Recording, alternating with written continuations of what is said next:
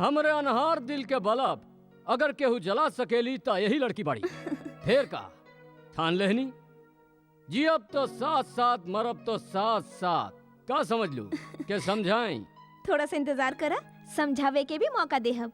ए रूपा, ई हम कबो बर्दाश्त नहीं कर सकीला कि तू केहू ऐरा गैरा के साथे घूमत फिरे। जबान संभाल के बात करा मामा, ई कोनो ऐरा गैरा नहीं खे, देवता समान बा। अरे देवता तो दुनिया के लोक लाज के परवाह करेलन, ई तरह सरेआम कौनो के बहन बेटी के साथे घूमत नहीं फिरेलन। सरेआम महिला से ऊ डेराला जेकर मन में मैल होला। हम रूपा के हाथ अपन हाथ में वचन के तरह ले ले बानी, जेके हमेशा निभाए। मंत्र पढ़ले नहीं, फेरा लिहले नहीं, और बात वचन के करेले। हमरे गांव के इज्जत माटी में मिलावत हवे। मारा ससुरा के।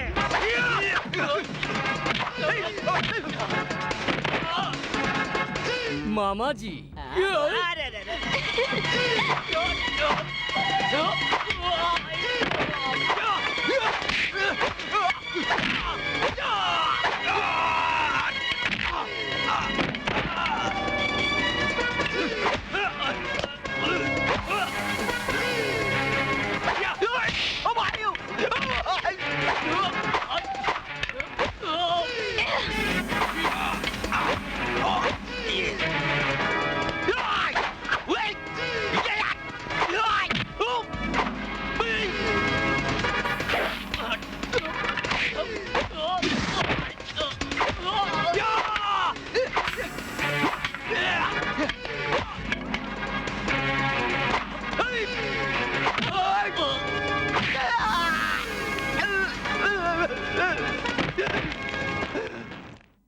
का भइल मामा? भांजे गोविंदा हमने ये हाल कर दिले हा। अनार में खड़ा बा, मार ससुरा के। बस मामा, अब तोहार काम पूरा होखल, हमार काम शुरू। हम ओकरा के चेहरे पे मौत के साया देखल चाहिला।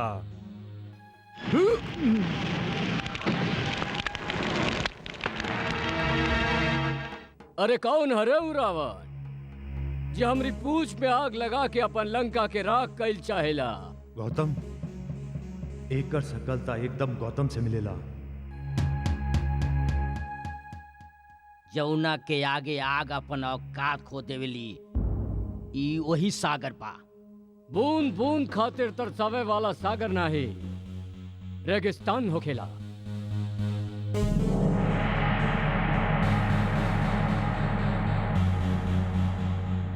दोसर के दर्द समझे वाला मसीहा होखेला। तब तो धोखे मरे के पड़ी। मौत तो ओकर होखेला जे हथियार डाल देवेला। लड़े वाला हमेशा अमर होखेला। अपन बारे में सोचो, याद कर इतिहास के। जे भी पानी पे रोक लगाइल, हमेशा प्यास से तड़प तड़प के उहे मरल बा।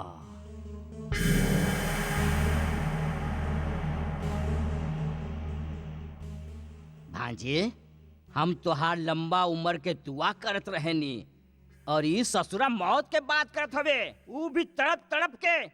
अरे तू लोग खड़ा खड़ा मुंह का ताकत बड़े, मार सजऊ के। नहीं मामा, अगर गांव वालन के पानी चाहिए ताए के कहा हमारी टीम के साथ कबड्डी खेले। ई कौन बात भइल? मामा, अगर ये जीत गए तो गांव वालन के पानी मिल जाई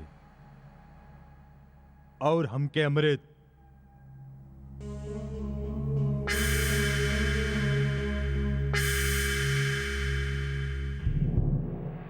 ये का माजरा बा? पानी, अमृत?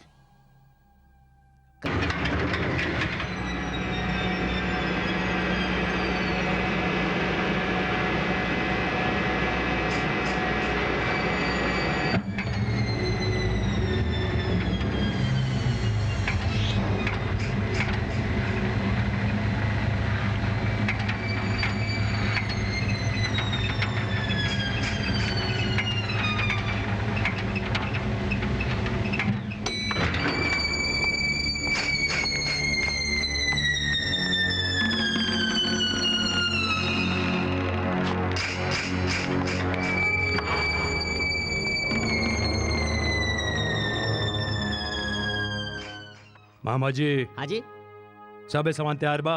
एकदम तैयार बाजी। चला। चलो जी।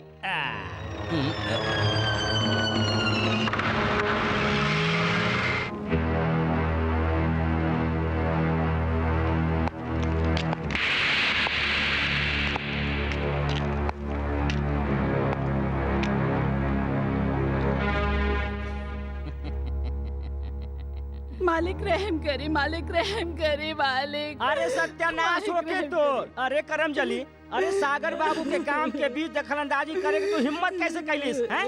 अरे तोरा तो खुश होके के चाहिए कि एक तस्वीर सागर बाबू बना रहल हवे, देश विदेश के लोग देखियन, अमर हो जाए तोर मरद अमर। अमर तो उ लोग होकल चाहेला जेकरा जीवन वरदान होखेला। अरे हमनी के तो जीवने अभिशाप बा। मामा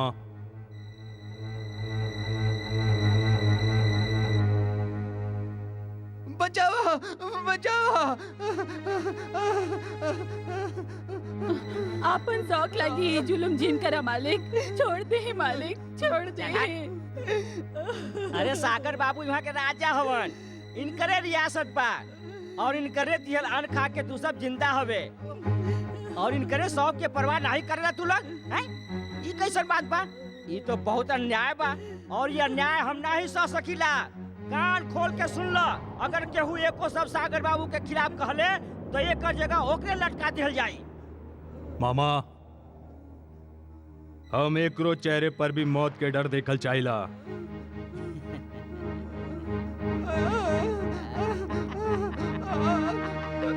छोड़ दे मालिक, रहम करा। छोड़ दे मालिक, छोड़ दे मालिक, रहम करा मालिक। छोड़ दे, छोड़ दे मालिक, रहम करा, रहम करा मालिक। छोड़ दे, रहम दे मालिक। वाह, का तस्वीर बनावल बा। ऐसा लागत बा के हकीकत सामने नजर आ रहा बा। हाय हाय, सागर बाबू ने ई पेंटिंग कैसे बनौले? ई देखा, अब कैसे बनौले ई बताई तो के? ई जे आग देख रहल बाड़े ना, ई साचो के लगाई गइल बा। हाँ? और ये आदमी देख रहल बाड़े ना, जिंदा लटकावल गइल बा। हाँ? काहे कि जबले फाटल चिथड़ा कपड़ा ले गरीबी न झाके, भूख से बिलखते लोग न दिखाई देवे और आगी के बीच झुलसत इंसान नजर न आवे, तबले हिंदुस्तान के कलाकार के विश्व अवार्ड नहीं मिलेला। अरे वो फिल्म में ऑस्कर अवार्ड मिलेला ना, हाँ। ई चित्रकला में पोस्कर अवार्ड मिलेला और अब की बार तो पोस्कर अवार्ड एकदम पक्का बा। यही खुशी में तो सागर बाबू जश्न के इंतजाम कैले हवा। जश्न? हाँ, जश्न के इंतजाम। आहा, जश्न मनाई बा, हाँ, जश्न। अरे कोरोना के दिन फिरल बा, जेरा में भंग डाले आई बा। ई देखा, ई भीड़ कहाँ से आई? अरे तैयार तैयार, ई कौना चीज के भीड़ बा? हम विधवा हो गए बानी तोहरे कारण ठाकुर साहब। ठाकुर साहब हमार पति मर चुकल बाने। अरे तो शमशान घाट पर जो क्रियाक्रम कर, तू लोग हमेशा अपराध भटक जाले। अरे हमनी का तो सही राह पर आवल चाहिला। ओहो, अब हमके याद आई। अरे हम भूलिए गइल रही, जे तरह जिए खातिर दाना पानी की जरूरत होकेला, वही तरह मुर्दा के अंतिम संस्कार खातिर खर्चा पानी की जरूरत होकेला। है? अरे जवाब चाहिए हमने के। कबले तक, कबले तक बहन के भाई छीनल जाही? कबले तक आखिर कबले तक सुहागन के मांग उजरत रही? कबले? अरे बहुत शौक बना तो के जिंदा लोगन के जला जला के उनका तस्वीर बनावे के, तो बना एक और तस्वीर, चला दे गांव के, चला दे हम सब लोगन के, बना दी गांव के मुर्दा घाट और खुद बन जुड्डू। आय हाय हाय हाय, अब तो बर्दाश्त के हद हो गई। अब तो नाक में नकल डाल ही के पड़ी। अब सर फटे या धोती फटे पर पोजीशन ना घटे, मारा नवखरा मन के। अरे चल हट, बुढ़ऊ भाग यहाँ से, चल, बुढ़ऊ भाग यहाँ से, चल हट, भाग यहाँ से, चल यहाँ से, वही तो और बधाई, चल यहाँ से, चल बुढ़ऊ भाग यहाँ से,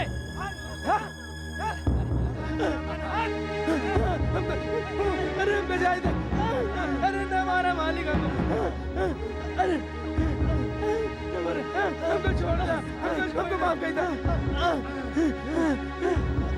अरे न मारा हमका, हमको छोड़ दे।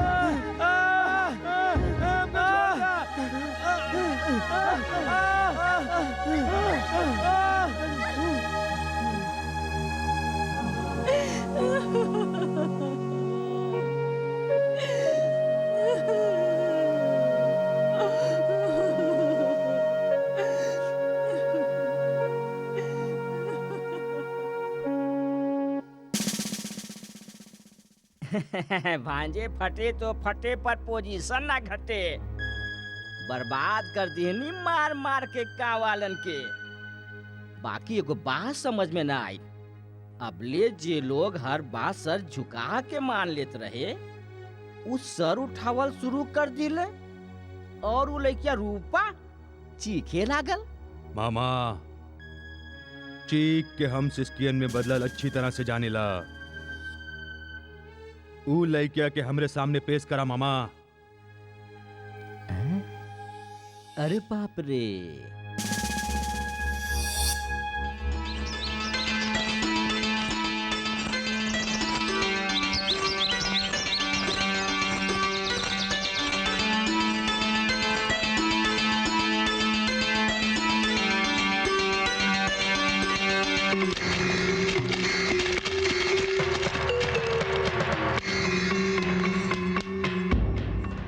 ए बगलो, उ देख मछली तरा जा रहल बिया, जो जाके पकड़, लेकिन ध्यान से, नाजुक बदन बा, कहीं फिसल न जावे।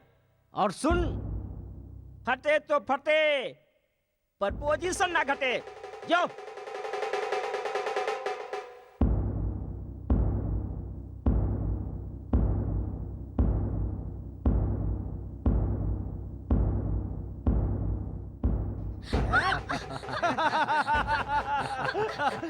कवन हो तू लोग? देवदूत तोके देवता लागे ले जावे आइल बानी। जिनके चरण में फूल नहीं छतरिया चढ़ाई जाला। छोड़ हमरा के। काहे हमरा के छोड़? छोड़ हमरा के। छोड़। छोड़ हमरा के। नहीं, छोड़ हमरा के। छोड़ हमरा के। हमरा के जाए दो। छोड़ हमरा के। छोड़ हमरा के। अरे राम राम भाई साहब, राम राम। कवन हवे रे तू? अकेली बेबस लड़की, चेहरा पे नकाब। तू लोग तो मन से कमीना और हरकत से दरिंदा नजर आवतारा। बाकी तू हवे कौन? मजलूमन के मसीहा, दुश्मनन खातिर फंदा, सीना बा फौलाद के, नाम हमार गोविंदा। गोविंदा, हमके एको सेकंड नहीं लागे फंदा के टुकड़ा करे में। देखबे कैसे? अच्छा भाई, जब बात देखे दिखावे के आ गई बात, एगो बात बता देता नहीं। हम रात में सूरज और दिन में तारा दिखा सके नहीं। समझ ले के समझाई। अहीं?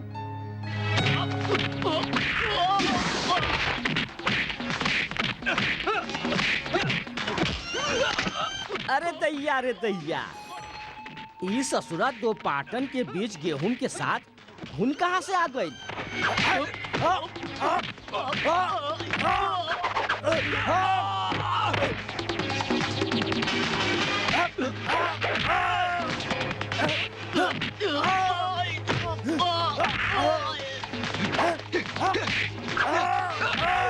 अरे मूर्खो, अरे मूर्ख, मार मुंह का ताकत मारे।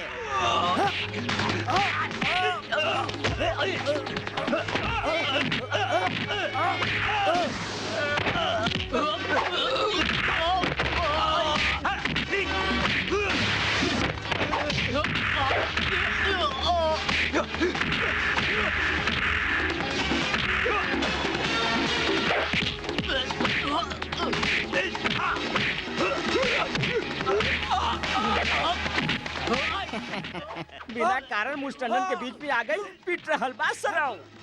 अरे अरे अरे, ई का? ई तो सब उल्टा हो रहल बा। औरतन पे धौंस जमावे वालन के मर्द से पंजा ना लड़ावे के चाहिए, वरना हाल बेहाल और जिनकी जंजाल बन जाला। समझ ले के समझाई।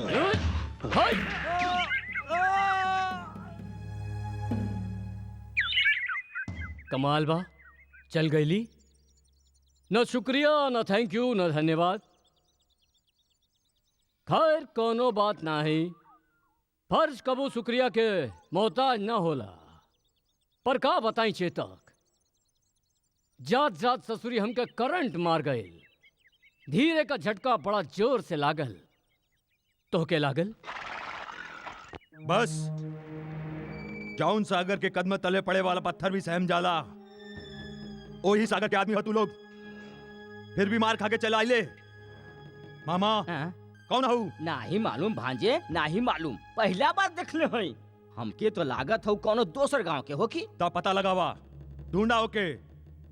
ओकर शिकार बहुत जरूरी बा मामा, नहीं तो सर झुका के जिए वाला लोग सर उठावे के कोशिश करिए।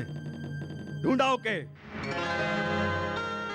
रूपा ई ता बतावा जौन तोरी इज्जत बचावले ओकर नाम का हा? गोविंदा, देखे में कैसन बा? इमे पूछला कि कौन बात बा? ऊ ता हूबहू मुरली मनोहर नटखट नंदलाल जैसन होखी। अरे घोर पाप घोर अनर्थ, कौन वाक्य ने पा ससुरा के टांग तोड़ के हाथ में देते।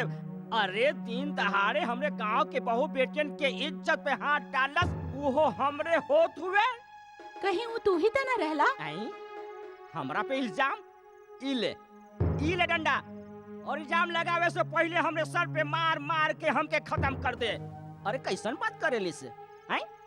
अरे भला का केहू आपन ही बगिया के फल चुरावेला? अच्छा तो ये तोहरे बगिया का फल बिया मामा। अरे वो मामा के बच्ची, अरे हम तो के कितना बार कहले बानी कि हमके मामा मत बोल। अरे भौरा और कली के रिश्ता तो सदियों से चलल आ रहल बा। और फिर रूपा के देख, हैं? रूपा आज ने हमके मामा नहीं कहले। अरे रूपा में और हमरे में जरूर कोनो रिश्ता होखी। सियार के रिश्ता भेड़िया साथे होखेला, नहीं? ठाकुरन के रिश्ता तोहरा जैसन चमचन के साथ होखेला। बाकी अफसोस, ना ही हम ठाकुर है ना ही सियार।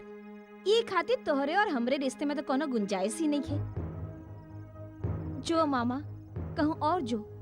ई देखा मामा आई छोकरियन का कह के चल गईलिस। आई हो गइल बंटवारा, सबे खुश हवा ना? अरे कैसे खुश रह के मामा है? अरे मेहनत हमनी का करीला, जमीन के हमनी सींचनी, और वो भी अपन खून से पसीना से, और हमनी के हिस्सा में ई 1/4। इतना में तो 2-3 महीनों काटल मुश्किल बा। हमनी साल भर गुजारा कैसे करे के? ई देखा, अरे माटी खा के हवा पी के। अरे ससुरा बात तो ऐसा कर रहल बाड़े जैसे साल भर अनाज आपन ही खा के गुजारा कर रहल बाड़े। अरे घट जाए तो सागर बाबू से मांग ली है, बस सादा कागज पर अंगूठा लगा दी है। ई में कवन बड़ बात बा? यानी हमनी का जिंदगी भर कर्ज में डूबल रही। ई देखा, ई सुना, अभी कर्जा के बात कर रहल बा। अरे ठाकुरन के कर्जा ले आज ले केहू मुक्त भइल बा, और जे मुक्त होके चाहल उ कसम भगवान के हमेशा हमेशा खातिर मुक्त हो गई। तब मर गई ही अच्छा बा। अरे मर जो ना। हरिया तू देख, हरिया छिपकली होके मगरमच्छ जैसन बात जिनकर, वरना दीवार तो दीवार जमीनों पर रेंगे के लायक नहीं रहबे। बाकी ता न्याय बा। अरे चुप, ची ची ची ची कर रहल बाड़े। जे अब केहू एको शब्द निकाल ले तो कसम भगवान के खा के कहता नहीं, ऐसे जूते मारब कि ना पेट में आत रही ना मुंह में दांत रही। उठा ले रे ई सब अनाज। दांत तो ऊ सांप के तोड़ल जाला जे डसे के आदत से बाज ना आवेला। इल्ला मान ना मान, हम तोरे मेहमान। अरे हम लोग तो तोके जानबो न करीला, फिर तू हमनी के मामला में दखलंदाजी काहे करत पड़े? अपन टांग काहे आड़ पड़े? टांग तो गिरावे वाला अड़ावेला भैया, हम तो मिटावे वाला में से हई। अरे काहे भाई, ई में हमार कमन दोष बा। अरे सुना सब गाँव वालन, अरे ई हमके धमकी दिले बा। अरे ई गाँव के मामा के धमकी दिले बा। जवन अनाज के हमनी जिंदगी समझिला, अरे धरती मैया के वरदान समझिला, वही वरदान पे ही लाठी गाड़ ले बा। हम कहता नहीं लाठी उखाड़। ई बेईमान के छाती पर गड़ल हक के लाठी बा, जे कोनो माँ के दूध पीले बा त जरा हटा के दिखावा। ई बात बा। अरे मार सरो के। हम सारे फटे, होगी फटे, पर बोल अन्ना घटे।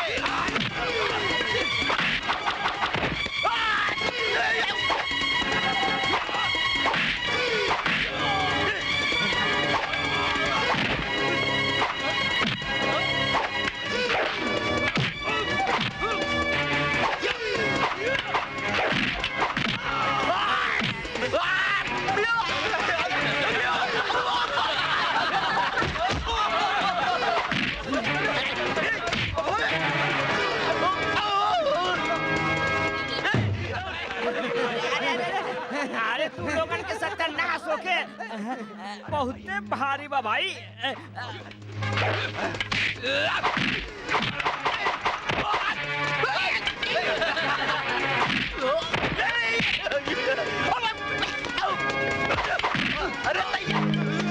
अरे ई का हो रहल बा?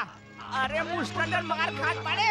अरे अरे ऊपर नीचे हो पानी रे दादा। अरे अरे अरे अरे माफी माफी माफी। अरे माफ कर दे हमके, माफ कर दे। आजो माफी। अरे बहुत बड़ भूल समझ हो गई, ले हमरा के से समझाई। माफ कर दे हमके। चल। अरे अरे अरे अरे अरे रुक, अरे अरे अरे क्या खुल गई? हाँ भाई, सबे अपन अपन अनाज घरे ले जा। बाबूजी हमनी ठाकुर की तरह न्याय नहीं कर सकेनी। हम समन आपन आपन हिस्सा ही लेके घर जाई। बेईमानन से ईमानदारी सबक सिखाए खातिर बरते चाहिए। भूली है तो फिर याद दिला देब हमें के।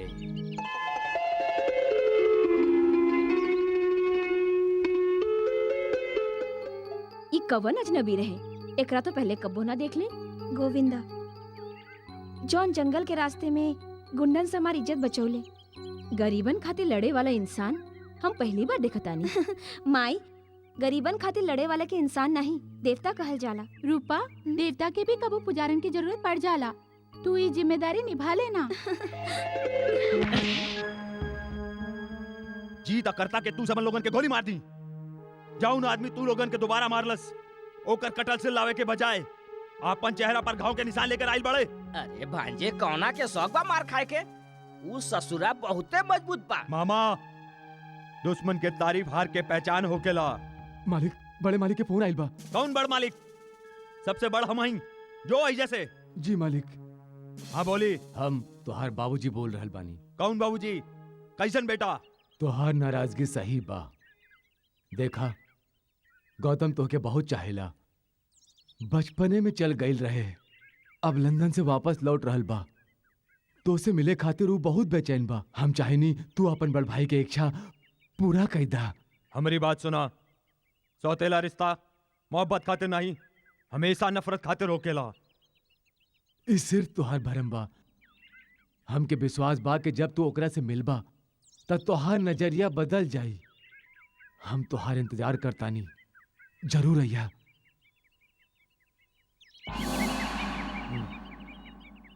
नहीं, हम शहर नहीं जाइब। अगर हमारी नफरत वहम बा ता हम यही वहम के साथ जियल चाहिए। ठीक बा भांजे, बिल्कुल ठीक बा।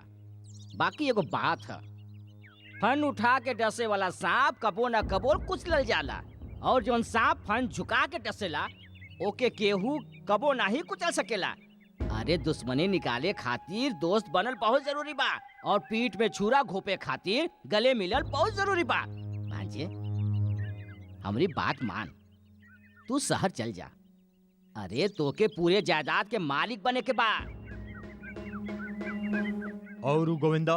अरे वो गोविंदा के मसलल तब बहुत आसान हो गई बा। वो गांव में रह लगल बा, जब जी चाहल तब मसल दे। का गोविंदा गांव में रहे लागल बा? गांव वालन गोविंदा के रहे तक के जगह देले बाड़े। मतलब दुश्मन के दोस्त दुश्मन। मामा, गांव वालन के पानी बंद कर दा। गोविंदा से ता हम शहर से लौट के निपटब। दैया रे दैया, वाओ, व्हाट अ फैंटास्टिक हवेली। सागर, तू तो महल के राजकुमार निकलला। अगर हमके पहले से पता होई तो हम पहले ही आ जाती। वाओ, कितना सुंदर महल बा, जस्ट लाइक अ हेवन। नमस्कार। नमस्कार। कौन हो तू? कदरदान। कदरदान? हाँ, जे नजाकत के जाने ली। हमरी का बकवास बात, तू कौन हवे? हैं? हाय रे करे जाऊ। अरे तू कहत हम अपन जान खूंटी पे टांग दे, अगर तू कहत। मामा जी, आई अपना रिश्ता की नजाकत की समझी और ओके कायम रखे की कोशिश करी। हम सागर के दोस्त बानी, राव नहीं। अरे हम तो भूलिए गइल रही। अच्छा तू का खइबू का पियबू? तू कहा था हम अपन दिल तल के लादी। आपने इतना बताया कि सागर कहवा बा। सागर शहर गइल बा। जब सागर युवा नहीं होखेला ना तब सभे देखभाल हम ही करीला। आज हम तू लोगन के अंग्रेजी में कविता पढ़ाई। हाँ अंग्रेजी में कविता? हाँ हाँ, पोएट्री पोएट्री।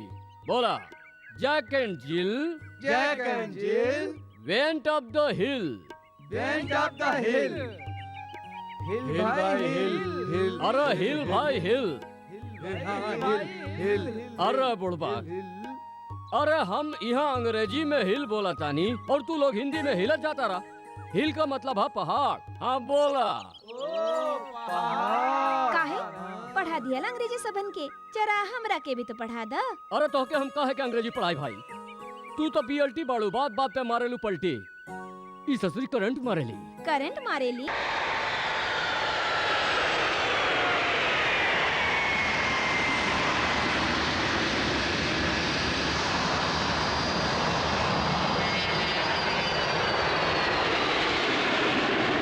गौतम गोविंदा गौतम गोविंदा गौतम गोविंदा गौतम गोविंदा।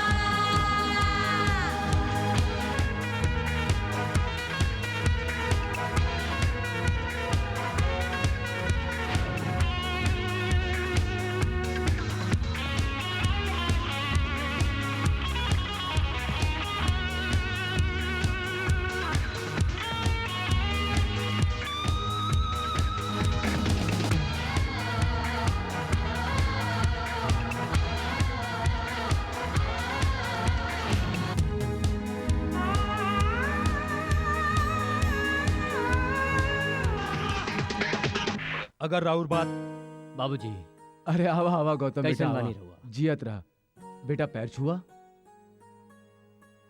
कोई बात नहीं है बाबूजी, एक हर जगह तो हमार दिल में बा। आई रियली लव हिम। सुन ले मानी गांव में तोहार बहुत ठाट बाट बा, जस्ट लाइक अ किंग। कब आई देखे तोहार किंगडम। पर ऊ सिर्फ हमार किंगडम नहीं खे ना। वो सिर्फ तोहार कबो होखियो ना सकी। कोई भी साज पाप, आपन सारा प्यार, आपन सारा अधिकार केहू एक औलाद के नाम नहीं कर सकेला। और केहू साज आदमी कबो दोसर ब्याह नहीं करेला। सागर कैसन बात करता रहा बाबूजी से? हर आदमी के अपन मजबूरी हो खेला। इल्जाम लगावल गलत बा। कौना के समझावत हवा? नीम के पेड़ के अगर चीनी के खोल से सींच दिहल जावे तब वो मिठास नहीं आवे ओकरा में। लेकिन जौन लोहा से ढाल बनेला ओही लोहा से तलवारों बनेला। दोस्त लोहा के नहीं, हमेशा लोहार के होखेला। हम तलवार बनाइला? अगर हम तलवार बनाइला त ई काहे ना भइल तोहार जैसन? कवन ऐसन बाप हा जे नाही चाहे कि कबो अपन औलाद पर फकर कर सके, कबो नाच कर सके ओकरा पे। लेकिन तू, तोहरी गंदी सोच, ई काम हमेशा शर्मिंदा करत रहले हमके। कबो कबो सोचिला के पैदा काहे होकले तू? अगर पैदा होकले तब मर काहे नहीं गईले? हमेशा हमार छाती पर बोझ बन के रहले पाड़े। बोझ हमें हमार छाती के।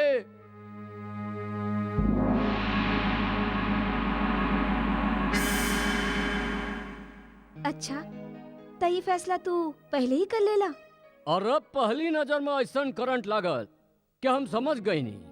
हमरे अनहार दिल के बलब अगर केहू जला सकेली तो यही लड़की बाड़ी। फेर का ठान लेहनी जी, अब तो साथ साथ मरब तो साथ साथ। का समझ लू के समझाई?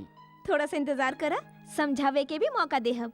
ए रूपा, ई हम कबो बर्दाश्त नहीं कर सकीला कि तू केहू ऐरा गैरा के साथे घूमत फिरे। जबान संभाल के बात करा मामा। ये कोनो ऐरा गैरा नहीं खे, देवता समान बा। अरे देवता तो दुनिया के लोक लाज के परवाह करेलन। ई तरह सरेआम कौनो के बहन बेटी के साथे घूमत नहीं फिरेलन। सरेआम महिला से ऊ डेराला जेकर मन में मैल होला। हम रूपा के हाथ अपन हाथ में वचन के तरह ले ले बानी, जेके हमेशा निभाए। मंत्र पढ़ले नहीं, फेरा लिहले नहीं, और बात वचन के करेले। हमरे गांव के इज्जत माटी में मिलावत हवे। मारा ससुरा के।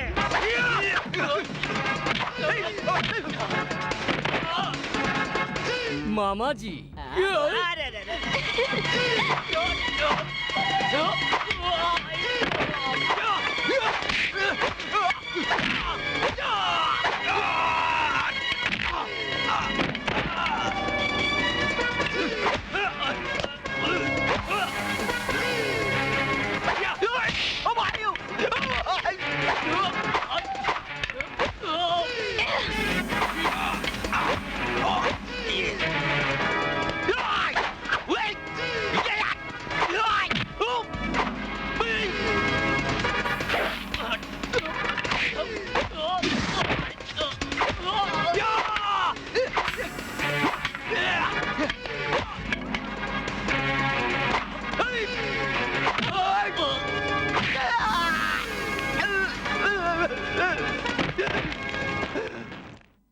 का भइल मामा?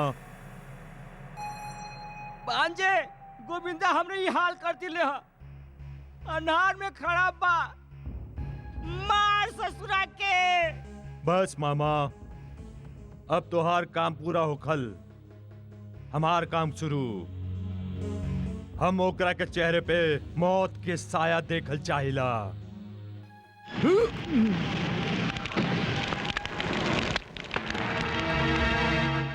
अरे कौन हरे उ रावण जे हमरी पूछ में आग लगा के अपन लंका के राख कइल चाहेला? गौतम, एकर सकलता एकदम गौतम से मिलेला। जौना के आगे आग अपन औकात खो देवेली, ई वही सागर बा। बूंद बूंद खातिर तरसावे वाला सागर नाही, रेगिस्तान होखेला।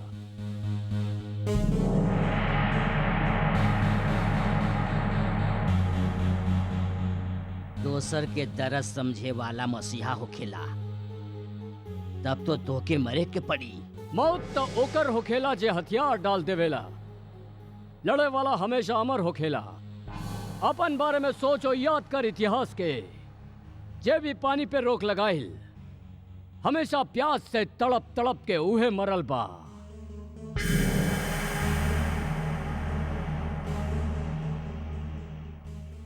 भांजे, हम तोहार लंबा उम्र के दुआ करत रहेनी, और ई ससुरा मौत के बात करत हवे, ऊ भी तड़प तड़प के। अरे तू लोग खड़ा खड़ा मुंह का ताकत बड़े, मार सजऊ के। नहीं मामा, अगर गांव वालन के पानी चाहिए ताए के कहा हमारी टीम के साथ कबड्डी खेले। ई कौन बात भई? मामा, अगर ये जीत गए तो गांव वालन के पानी मिल जाई और हमके अमृत।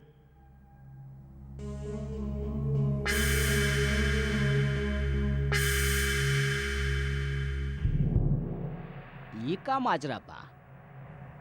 पानी, अमृत, कबड्डी? सच कहीं भांजे, जिंदगी में पहला बार तोहरे फैसला पे हैरान बानी। अरे निशाना पर आयल शिकार के छोड़ दिले, उहो कबड्डी के शरत पर। मामा, हमार फैसला से आपन हैरान और दुश्मन वीरान होखेला।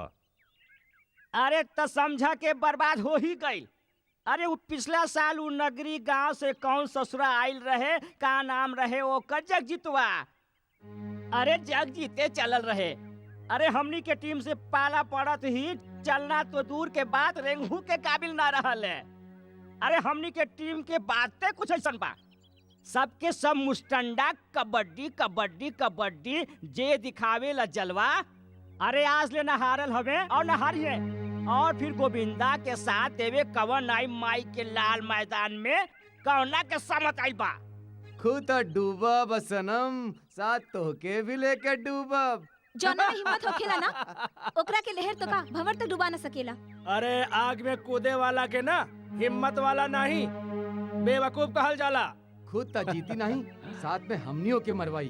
तू लोग जिंदा हवे? हाँ, तोहरे पास सांस बा पर अपन मर्जी से ले नहीं सकेले। तोहरे रगन में खून बा पर अपन मर्जी से दौड़ नहीं सकेला। तोहरे पास इस सर तो बा पर एकरा अपन मर्जी से उठा के चल नहीं सकेले। तोहरे जैसे ना मर्दन से तो हम जैसी औरत अच्छा। ईला पहिरा एकरा और आज जइया घाघरा चोली और दुपट्टा पहिर के ना मर्दे की तरह तमाशा देखे।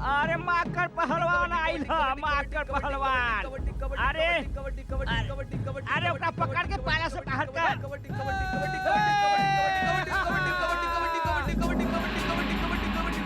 अरे संभाल के कबड्डी कबड्डी कबड्डी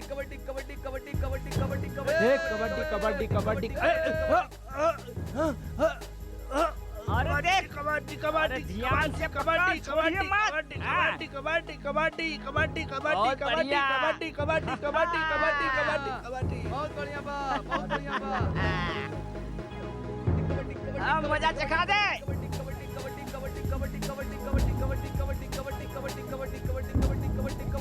अरे संभल के हाँ। अरे बच के अरे दैया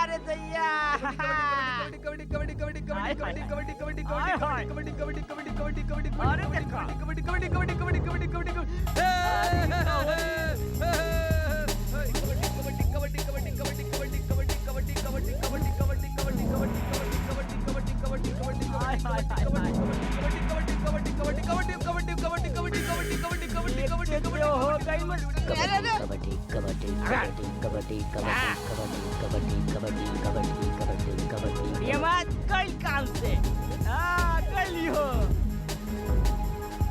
अरे गोविंदा देख हमरे मुस्टंडन के चलवा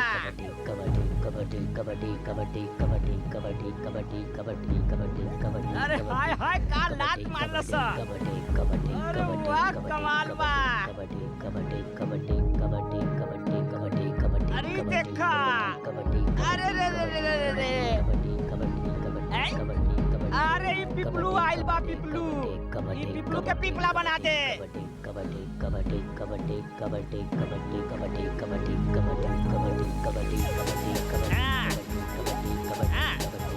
मार क्या सनल के शाबाश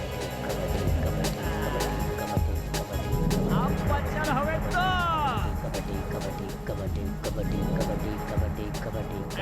छोटुआ के उठा के फेंक दे बाहर फेंक अरे हाँ हाँ फेंक ससुरा के उठा के फेंक अरे चक्कर घिन्नी जैसा घुमावत बारे आय हाय हाय बड़ा मजा आवत देखला हमार मुस्टंडर में कमाल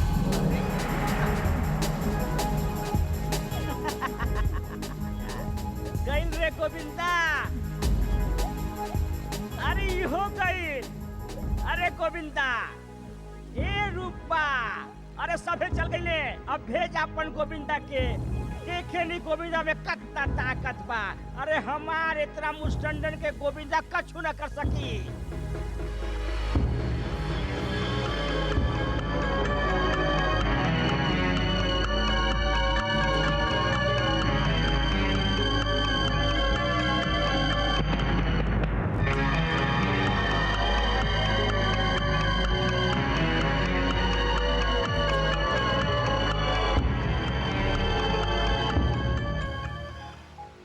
जतनो भभूति लगा ले भैया हार तोहार निश्चित बा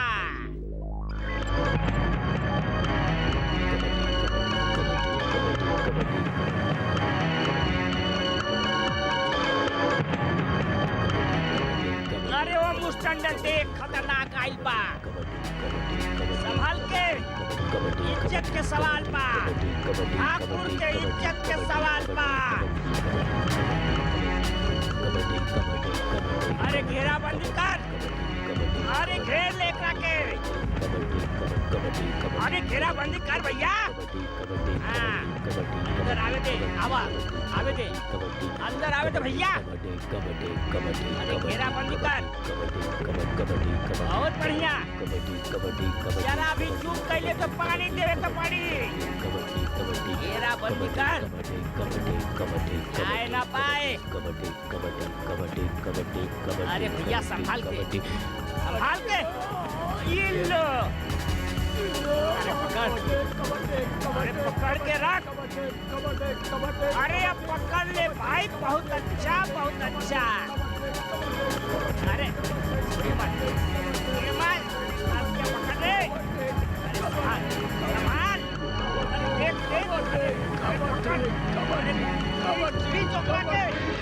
का होगा क्या? ये मुस्टंडन छोड़िए जी।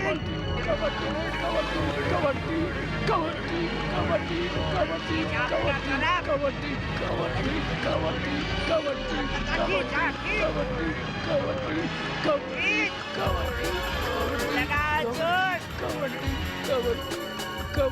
छोड़ मत।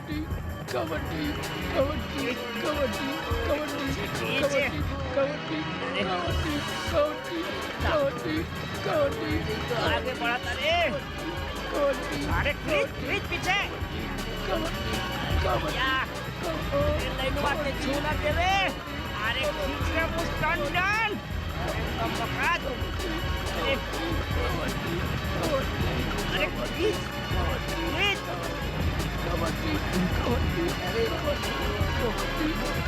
अरे पीछे खींच रे मुस्टंडन। का हो गई अब? अरे का होगी? लगा जोर लगा ना तो पानी देवे के पड़ी। अरे रे सबे के सब। अरे सब कर्म के सत्यानाश कर दिलस। सागर बाबू के इज्जत पे पाटा लगा दिलस रे। कौनो जरूर गड़बड़ी बा एकरा में। दैया रे दैया मार्टिन कैसे हार गइल? अरे छपरिया हार सब मजाक की कीड़ा हो गइल रे। अरे हमें दुश्मन के साथ कमर मटकात रही। ऐसे देखा कैसे हैं? अरे रंग बदले में तो तू गिरगिटों के मार देते हिलू। कुछ दुश्मन दोस्त से भी अच्छा होला, और वैसे भी वो तोहार दुश्मन हवे, हमार नहीं। आय हाय हाय, ई हमनी से हमरे तक के सफर तू कैसे तय कर ले लू? ये अच्छा और भला बुरा के पहचान तो के कब से हो गई? अरे शैतानन के साथ रह के साधु वाला बात। अरे का हो गई मोना तो के? गोविंदा जैसन इंसान से केहू के भी प्यार हो सकेला। अच्छा तो फिर हम जेकरा के सहेज के रखेली ना, ओकरा टुकड़ा करे में, ओकर टुकड़ा बिखेरे में देर ना लगावे नी। अरे तोहरी इतना हिम्मत के हमने सामने ओकरा से प्यार के बात करेली?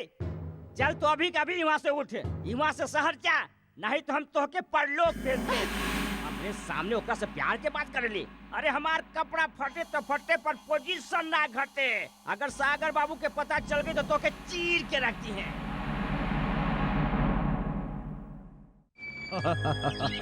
जी जी जी जी समझ गए नहीं। रहुआ फिक्र जन करा, बिल्कुल ठीक हो जाए। ओके बाय। भांजे कोनो चिंता के तो बात नहीं के ना? मामा बात तो चिंता की नहीं खे, पर का बात है मुना नजर नहीं आवत? भांजे वो गांव वालन जीते के खुशी में कव्वाली के प्रोग्राम रख ले रहे। ऊ में मोना मटक मटक के नाचत रही, हम बोली तो बुरा लग गई। ऐसे तू ओकरा के शहर वापस भेज देला।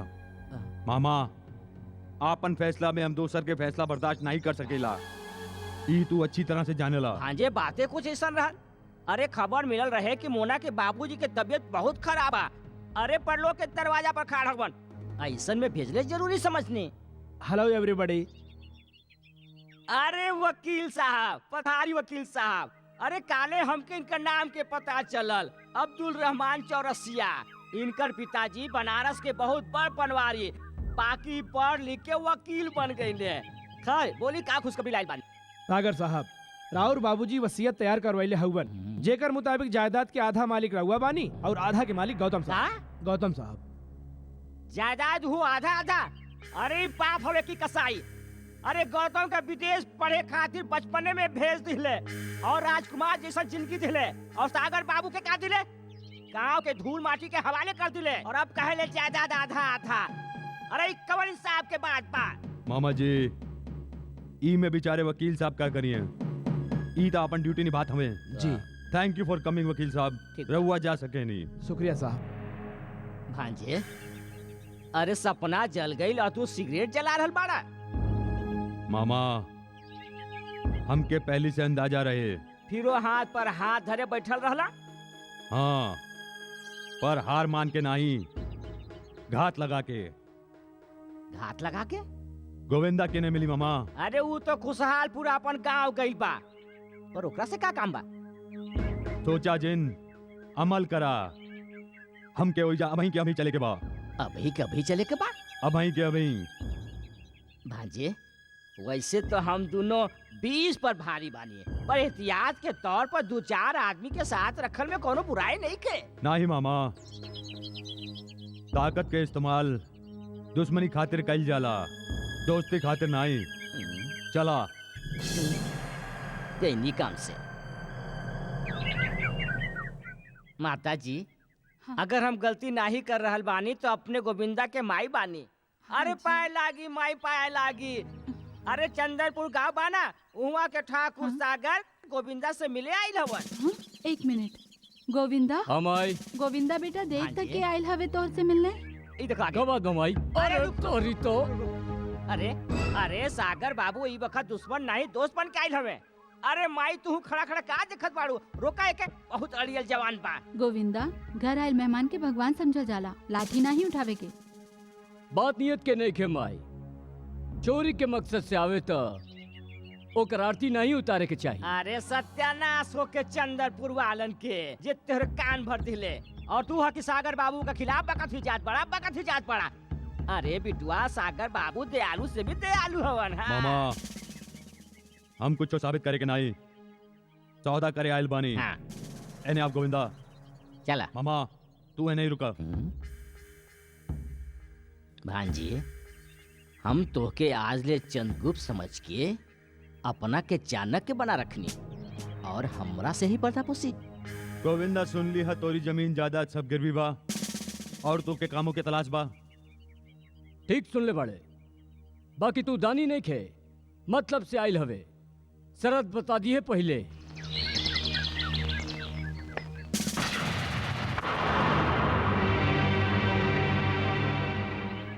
हमरी तस्वीर तोहरे पास।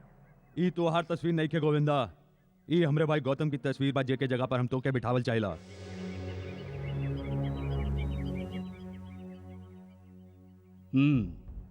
ताकि सारा जमीन जायदाद गौतम बन के हम तोहरे नाम करा दी, और बदला में तू हमार तमाम गिरवी जायदाद छुड़वा देबा। यही है ना? हमरे वादे पर सख्त जिन करा गोविंदा। जमीन तो माई हो खेली, ओकरा खातिर खूनो बहा सके नहीं, बाकी कोनो निर्दोष के खून से ओके कलंकित ना कर सके नहीं। समझ गई ले के समझाई? खून के जिम्मा तू हमरा पे छोड़ दा। तब फिर शरत मंजूर बा। तोहरा तक खबर पहुंच जाई, तब चला आई हैं। चला तानी, चला मामा। हाँ, हाँ, हाँ, हाँ।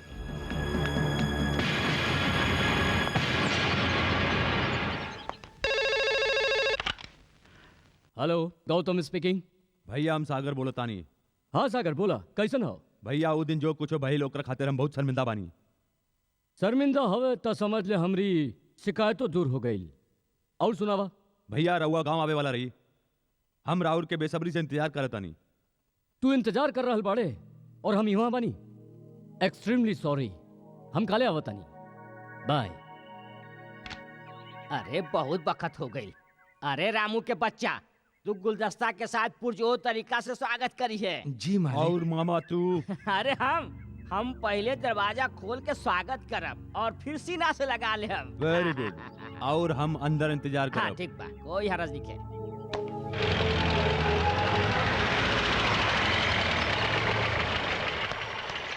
आवा भांजे आवा, ई राजमहल में तुहार स्वागत बा।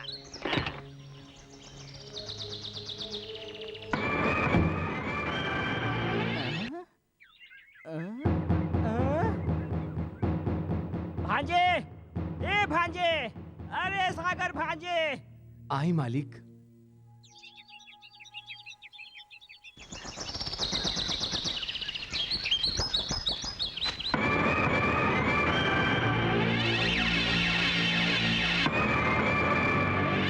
अरे भांजे, अरे भांजे, अरे भांजे, गजब हो गई। अरे गजब हो गई। का भइल? अरे खोदा पहाड़ और निकलल चूहा। अरे वो गौतम के बजाय गोविंदा आ गई, वो ठाट बाट के साथ। मामा, याद बा हम तोरा से कहले रही कि सही वक्त आइल पर एगो राज के बात बताई। यही बाऊ राज की बात। हमारी खुशकिस्मती से गौतम और गोविंदा के शकल एक दूसरे से मिलेला। अरे दुश्मन से दोस्ती करे के यही वजह रहे। अरे दैया रे दैया, भांजे तोहार करतूत और भगवान के लीला दोनों अपरंपार बा। बिल्कुल। सागर, सागर, अरे सागर कहवा बाड़े तू? राउर दिल में और रहुआ हमरे दिल में। झुका मत। कहूँ हम अपन दिल से निकल के जमीन पर न गिर पड़ी। अंग्रेजी रोटी खाए वाला लोग गिरे ना गौतम बाबू, दूसरन के गिरावेले, पर भागे पलटा खा जावे ये अलग बात बा। ई हमरे मामा साहब हवन। प्रणाम। रोटी खातिर दरवाजा बदले वाला इंसान नहीं, जानवर होखेला। हम भारतीय हैं, अपन कर्म से भाग्य बदलल जाने नहीं। महल तो फैंटास्टिक बा। थैंक यू आज हम पूरा रियासत घूम के देखल चाहिला। फ्रेश होके आवा जी। ये देखा मामा, हमार गाड़ी में बम फिट कर दा। बम? और उनकर गाड़ी पंक्चर कर दा, समझ गइल? समझ गई नी। और हमार गाड़ी के चोरी के रिपोर्ट पुलिस में दर्ज करवा दा, समझ गइल? अरे बिल्कुल समझ गई नी, बिल्कुल समझ गई नी। फाटे तो फाटे पर पोजीशन ना घटे।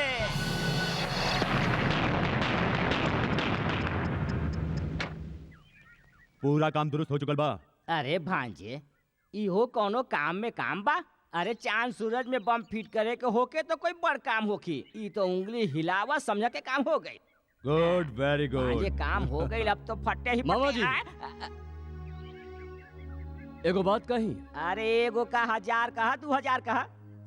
हम समझे नहीं के ऐसन काहे ना करी कि तू हमरे साथ घूमे चले। नहीं।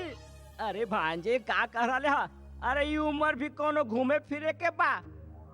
अरे ये गाड़ी में हमके बहुत उल्टी आवेला। रवा फिक्र झीन करा, हम शीशा नीचे उतार दे। काहे सागर? भैया एकदम सही कहा था वे। अरे का ठीक कहत हवे? अरे तू इनका उल्टा सीधा बात में हाँ मिलात हवा। अरे तोरा तो पता बा हम सदियन से बीमार चलत तानी। तोहरा आवे के खुशी में हम अपन गम भुला देनी, वरना हम जलपान ग्रह में कम प्रसादन ग्रह में ज्यादा रहनी। अजमवा जे खराब बा कमखत। अरे बाप रे बाप, अरे वो रामू के बच्चा, अरे पानी निकाल रे जल्दी से, ना तो धोतिया खराब हो जाए तो तोहरे के धोवे के पड़ी। वाह भैया। आए रे दैया। Oh my God. भैया एगो काम करा, एकरा में तो वक्त लग जाई, रहुआ हमार गाड़ी ले जाई। अरे सुना, गौतम भैया के हमारी गाड़ी की चाबी दे दा। ओके बाय सागर। बाय। गौतम बाबू, ई तो हार ब्रेसलेट। Oh thank you.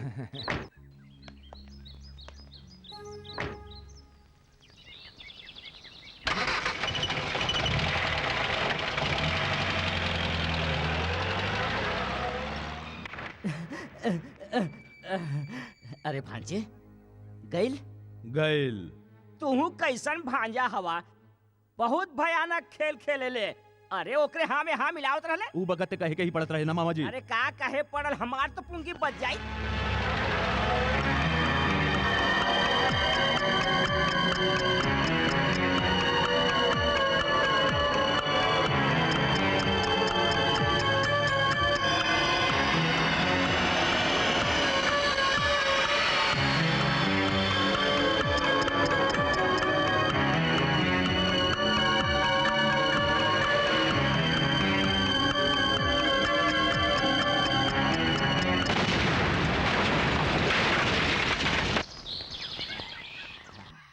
भांजे, लोग तो मरे के बाद स्वर्ग देखे ले, जैसे गौतम देख रहा हो। हाय हाय हाय हाय। बाकी आज हम तो जीते जी स्वर्ग देख ले ली। अरे बरसन के संजोई सपना जो साकार हो गई। सच कही भांजे, आज हम इतना खुश पानी की जी चाहेला कि हंसते हंसते रो पड़ी। भांजे इंस्पेक्टर,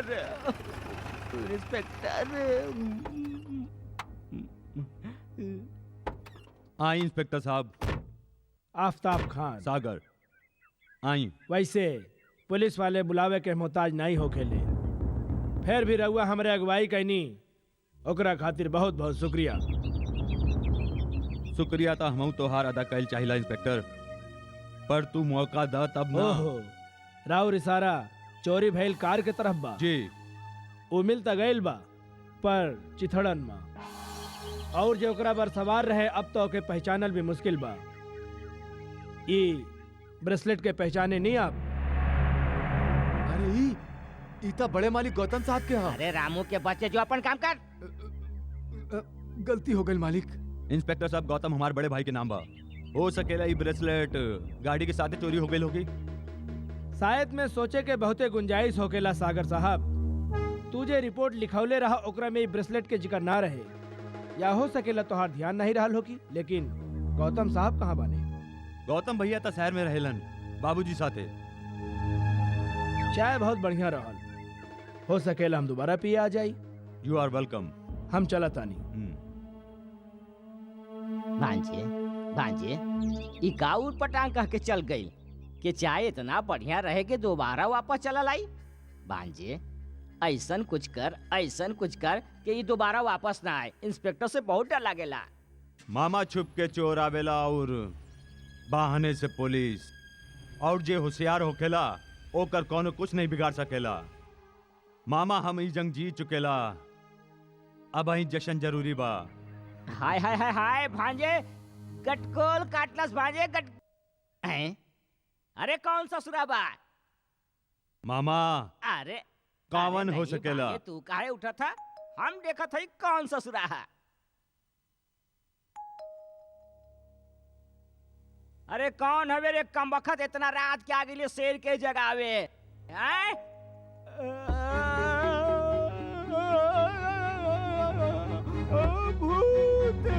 भूत भांजे भूत। अरे चिल्लात का है बाबा माँ का बैल भूत। भूत पोजीशन बहुत खराब बा। भूत भूत भूत।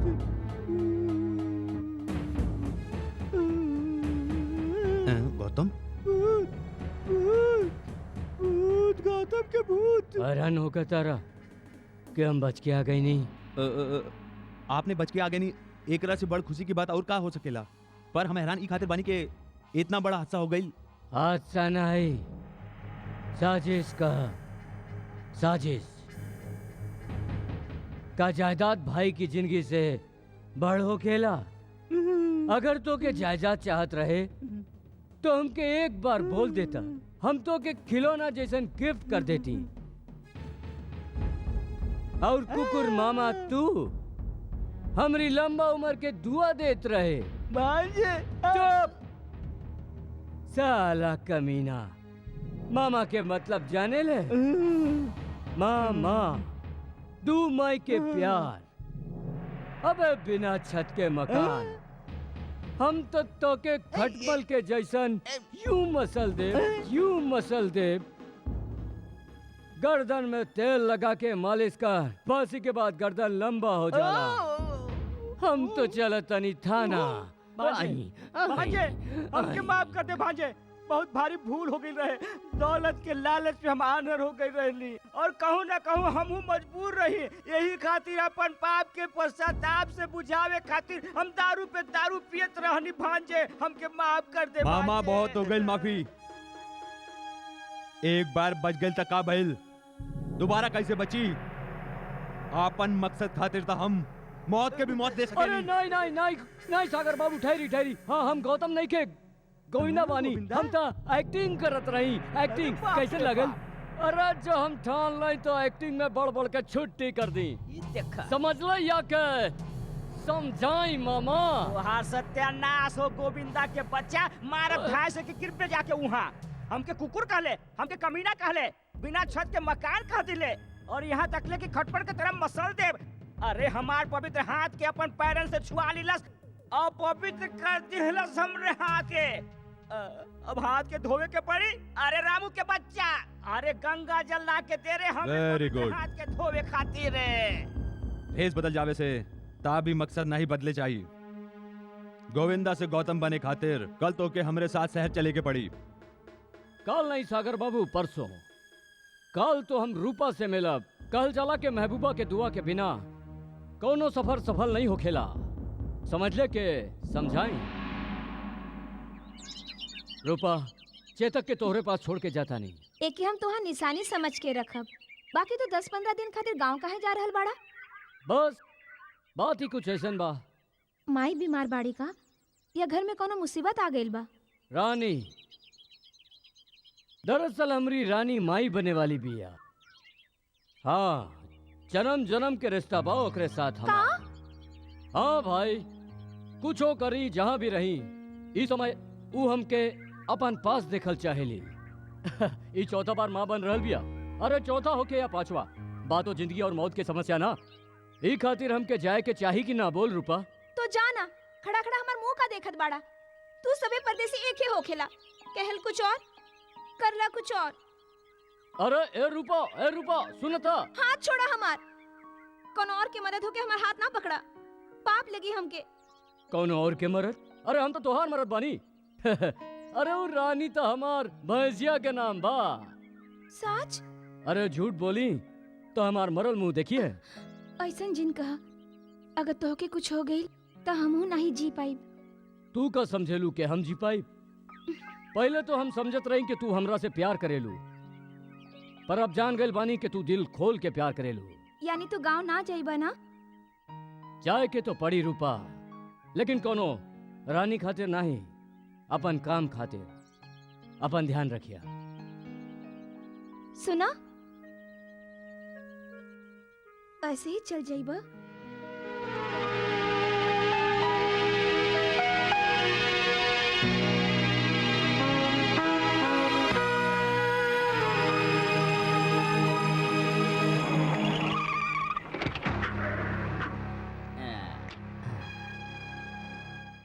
हाय हाय हाय हाय हाय हाय, एकदम में गौतम जैसा लग रहा बा। अच्छा, ट्रेनिंग के बाद याद बाना वकील साहब आयल होखियन, कागजात पर दस्तखत करती है, हैं? काहे भांजे? बिल्कुल ठीक। चला। अरे आवा आवा गौतम, खुश रहा बेटा, खुश रहा। तो लागी जी चाची। अरे अरे का करत आनी, आई बैठ जाई। हाँ, सफर कैसन रहल? बाबूजी, जेकर साथे सागर होला ओकर सफर कबो खत्म ना होला, बल्कि हमेशा ऐसन लागेला कि सफर के शुरुआत भइल बा। अच्छा देखा बेटा, तोहरा कहला पर हम वकील साहब के बुलाले बानी। कहीं राउर हम का सेवा करी? बाबूजी पहले रउआ ही बताई कि हम जो फैसला करब वो रउरा मान ले। हमके बिटुआ तोहरा पे पूरा विश्वास बा। अरे बिल्कुल सही कहली जीजा जी, अपने बिल्कुल सही कहली। अरे पिता पुत्र के रिश्ता में अविश्वास के गुंजाइश से कहाँ बा? भांजे, फैसला सुना। बाबूजी, गांव के जायदाद के हिफाजत ये एगो सिपाही जैसन और देखभाल एगो किसान जैसन कैले बा। गांव के माटी के पानी और पसीना से नहीं, बल्कि बखत आवे पर अपन खून से सिंचले बा। ऐसे जौन चीज के अहमियत जेकरा लगे ज्यादा होखे, वो चीज ओकरे पास होए के चाहिए। रउआ बिल्कुल ठीक कहली भैया। वकील साहब, हम पूरा जायदाद एकर नाम करे खातिर रउआ के हिमा बुलौनी हा, पर सरपरस्ती के बदला एक जायदाद दे दिहल, एकर प्यार के दौलत के तराजू में तौली। ई सरासर गलत बा। ऐसे हम फैसला कइल बानी कि हम लंदन वापस ना जाके सागर के साथ रहब, ताकि ये अपने आप के कबो अकेला महसूस ना करे। वकील साहब, हम अब इरादा बदल दिले बानी। आई बाबूजी।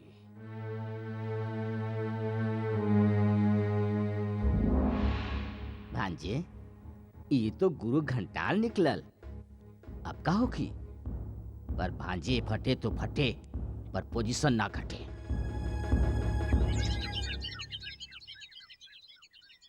ये देखा, सिगरेट फूकत जा रहल बा। अरे ओ गोविंदा, अरे तू जायदाद के कागजात पर दस्तखत काहे न कैले? एगो बात याद रख गोविंदा, हमरे जिस्म में जे घाव हो जावे ना, ता हम ऊपर मलहम नहीं लगावे नी, ओकरा के खरोच के फेंक देवे नी। अरे खरोच के का, उंग के काट के अलग कर देवे नी। और घाव गर्दन पे होखे ता? अरे देखा देखा का बात कर रहल बा ससुरा।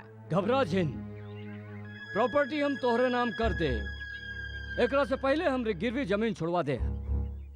सरतन के सहारा डरपोक लेवेले। हम अकलमंद बानी, मौका के नजाकत और तोहरी आदत दोनों से वाकिफ बानी।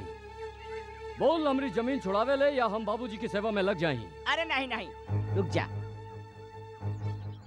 वक्त के नजाकत के देखत हुए काल गांव चले के ही पड़ी। ई लो रुपया। हाँ।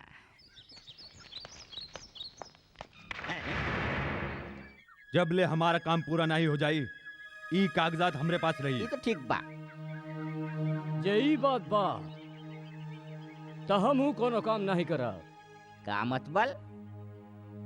तू लोग हमार माई के दिल दुखवले बड़े। हम शहर नहीं जाई। ता रहे दे के ऐजे मामा, हमके एकर कौनो जरूरत नहीं। चला हमरे साथ। अरे होश से काम ले भांजे, होश से काम ले। बहुत हो चुकल मामा। राजगद्दी तक के सफर गरीबन के सर कुचल के तय कैले जाला, ओकर सामने सर झुका के तय नहीं अरे कैल जाला। नहीं भांजे। अगर इस शहर नहीं जाई ना मामा त सीधा ऊपर जाई। भांजे वो गरीब जरूर बा पर मजबूर नहीं खे। और फिर ताज पहने खाती तो सर के झुकावे के ही पड़ेला हैं? अरे बकत के तकाजा के समझा। अब माताजी चिंता के कोनो बात नहीं खे, कोनो चिंता के बात नहीं खे। दोनों जवान हवे, यही से आग लग गई। और फिर हम दोनों तो दुनिया देख ले हैं। आज चला गोविंदा चला। जबले माई के कागजात न मिल जाए हम कहू न जाई। इला और सुना पांजे, अरे तू तो दया के सागर है। एक लोटा पानी देवे से तोहार कुछ घटे वाला थोड़े बा। लावा ई कागज देता हैं, ई ली माई जी ग्रहण करी। चला गोविंदा चला। खुश रह बेटवा, अपन ख्याल रखिए। आज्ञा दी माता जी, तू तो जी, पोजीशन अतरा। बचा ले लो। जय हो।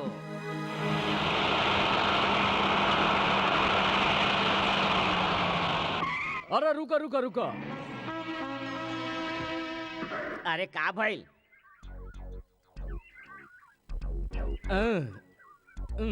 अच्छा बिना मौसम बरसात। अरे इतना दूर काहे जा रहल बाड़े? ओ बारिश के साथ कीचड़ो। अरे बाकी बोतलवा बा झड़िया में कर ले। 3 गो उंगली? ये 3 उंगली के मतलब का होखेला भांजे? मामा ये आदमी गड़बड़ न कर देवे, एकरा पे नजर रखी। ई बात बा। घबरा जिन भांजे, ससुरा पे पूरा नजर रखा।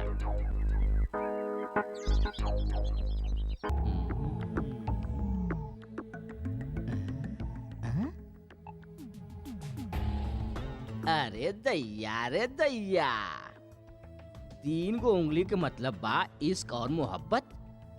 ये तो बहुत खतरनाक बात बा भाई।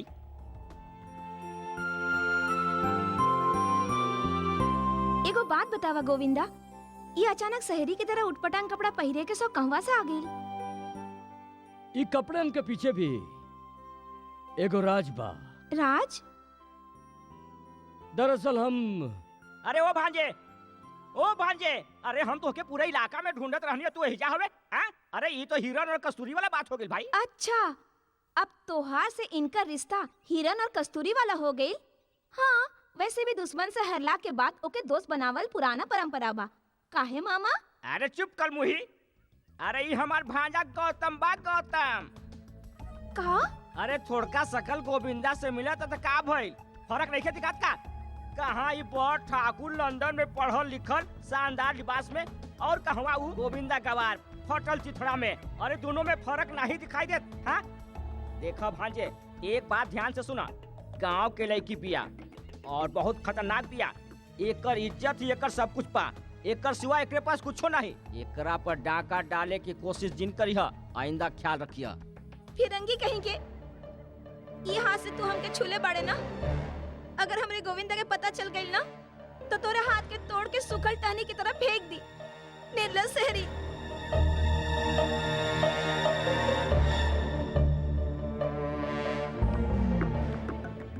एगो बात याद रखिए मामा, दोबारा हमारी जिंदगी में गड़बड़ करे के कोशिश कैले तो हमरो नाम गोविंदा बा। महाभारत करावे में कौनो कोर कसर नहीं छोड़ा।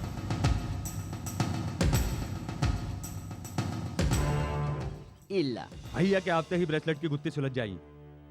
इली इंस्पेक्टर साहब राहुल इंतजार खत्म भइल। ई हवे हमारे भैया गौतम भैया। गौतम भैया ई हवे इंस्पेक्टर आफ्ताब खान। पुलिस वालन के नाम से भी जानेला सागर। सफर में लोग अजनबी के भी नाम जान जालन। वैसे हम मंजिल तक पहुंच चुकल बानी। इनकर कार के साथ एगो ब्रेसलेट चोरी भइल रहे। ये आपके है ना? नहीं, हमार ब्रेसलेट तो हमरे पास बा। लागत बात सफर में ही बानी, मकाम तक नहीं पहुंचल। हम इजाजत चाहेनी। तू ब्रेसलेट काहे नहीं ले ले? काहे के हमार ना ही रहे। अगर ले लेते तो का हो जाए? तोरी बेवकूफ के कारण से हम ओकरा शक के दायरे में आगल बानी। शक के दायरा से बाहर निकल गई नहीं है सागर बाबू, वरना इंस्पेक्टर के यकीन न रहल के मरे वाला गौतम ना ही केहू और बा। अब यकीन हो गई होखी। अरे मामा, हाँ? तोहर भाजा तो शब्द के भी कंजूस बा, शुक्रिया तक अदा नहीं करेला। अरे ई में कौन बड़ बात बा, हम कर देता नी। ई हाथ जोड़ के तोहार शुक्रिया अदा करता नी। अब का चाहिए? ई का बा? रुपया। रुपया? कतना? 5। 5? अरे ई में कौन बड़ बात था? बीड़ी पिए खातिर। ई 2 2 4 5 इला 5 लाख। 5 लाख रुपया? ऊ काहे खातिर भैया? गांव में तालाब खुदवावे के बाद रकम काल सुबह तक चाहिए। समझ गए ना मामा? मामा, ई गोविंदा तक कुछ ज्यादा ही ट्रेंड हो गए बा। हेलो, सागर साहब बानी? हम बैंक मैनेजर सम्मी खान बोला तानी। का कह रहल हो? अरे भांजे, गजब हो गई। अरे गोविंदा बैंक से 5 लाख रुपया निकाल लिहलस। कैसे? अरे कैसे? अरे चेकवा पर दस्तखत करके। और कैसे? हम ही तो के दस्तखत मारे सिखौले रही ना। हमरे शागिर्द होके हमनिए के पढ़ावा शुरू कर देलस। भांजे हमके तो लागत बा कि दिमाग बन के चाट के वो हमनिए के खोखला कर दी। मामा, हम लकड़ी रही ई खातिर दीमक बन गई। अब हमके लोहा जैसन सख्त बने के पड़ी।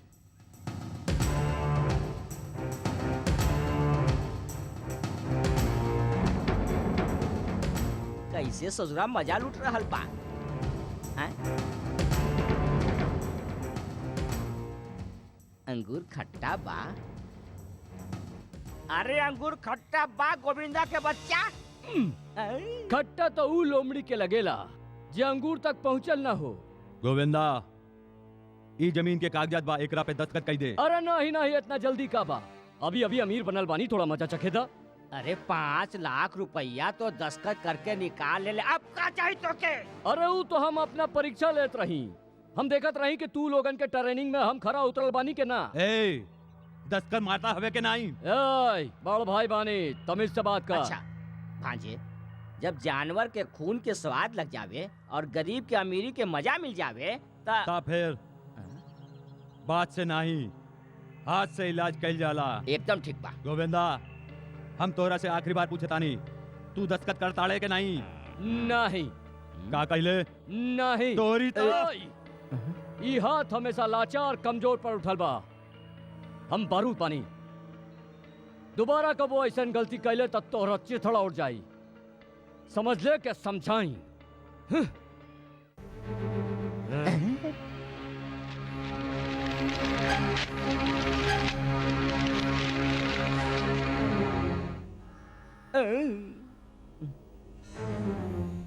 राख होके बारूद के बात करता ससुरा।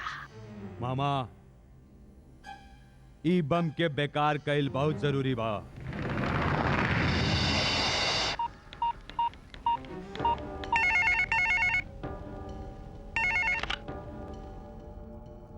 का कार धमाके में मरे वाला आदमी गौतम रहे? तो ऊ कौन है जे सूरज भान के बड़ बेटा बनल बा? वो गोविंदा बा,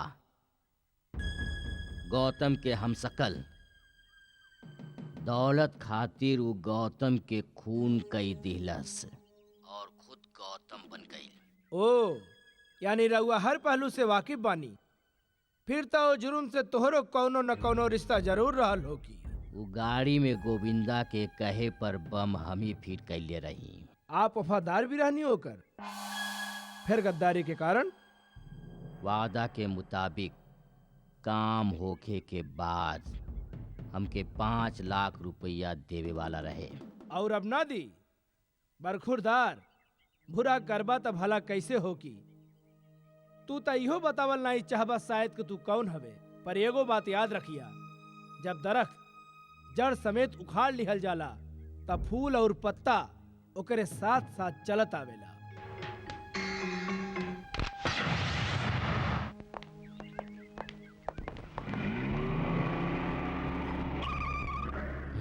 इंस्पेक्टर साहब, ई का हो रहल बा? अरे गौतम भैया के हाथ में हथकड़ी पहनावनी आपने? हथकड़ियां अमूमन मुजरिम के ही पहनावल जाला। ये गौतम के कातिल गोविंदा है। अरे गोविंदा? बाप, गौतम भैया के कत्ल हो गई? ई कौनो दूसरा आदमी होके हो इंस्पेक्टर? तभी तो हम कही मामा, कुछ दिन से हमके ऐसा लग रहल बा कि जे भाई हमरा से लंदन से यहाँ मिले आइल बा, ऊ हमरे पास रह के भी हमरा से दूर काहे रहला? मामा जी तो के याद बा, ऊ दिन गौतम भैया के ब्रेसलेट चोरी हो गई और वही दिन ई आदमी वही ब्रेसलेट लेके यहाँ आयल रहे। मतलब प्लान के मुताबिक ई गौतम भैया के मर्डर कैले बा। इंस्पेक्टर साहब, हम एक जिंदा नहीं छोड़ो। सागर साहब, अपन जज्बात पर काबू रखिए। आप एक एकर कैल के सजा मिली। जे जुर्म हम कैले ही नहीं की, ओकर सजा हमके मिली नहीं सकेला। गौतम के खून ई लोग कैले हवे। जानल चाहबा काहे और कैसे? पुरानी कहावत बा, मरता का न करता। हम सच कहतानी इंस्पेक्टर। हम झूठ नहीं की बोलत। आप यहाँ कबूल कैली ना कि आप गौतम नहीं गोविंदा हो। पुलिस स्टेशन चली, आप हुआ ये भी कबूल कर लेब कि कत्ल आप ही कैले बानी। आई हमारे साथ है। ले जा।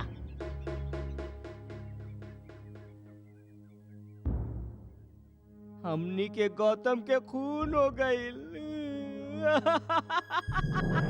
अबे नहीं मामा जी, अभी तो आधा काम बाकी बा। गोविंदा के भी तक खून करे के बा। रूपा, तू मान या ना मान, बाकी ये बात एकदम सच है।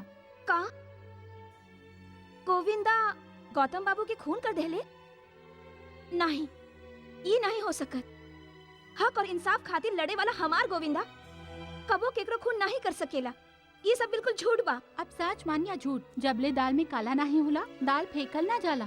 हम ई हकीकत से पर्दा उठा के रहब, और अगर ये सब साँच भइल तो हम ओकरा के कब्बो माफ नहीं करब, कब्बो नहीं। हम सच कहतानी रूपा, हम गौतम बाबू के खून नहीं की कैले। हाँ हाँ, एगो तू ही बड़ा जे साँच बोलत है, बाकी तो सारा दुनिया झूठ बोलत है। दुनिया के बात मत कर। दुनिया तो देवी देवतनों के न छोड़ ले, पर तू तो हमरी अपन बाड़ू ना।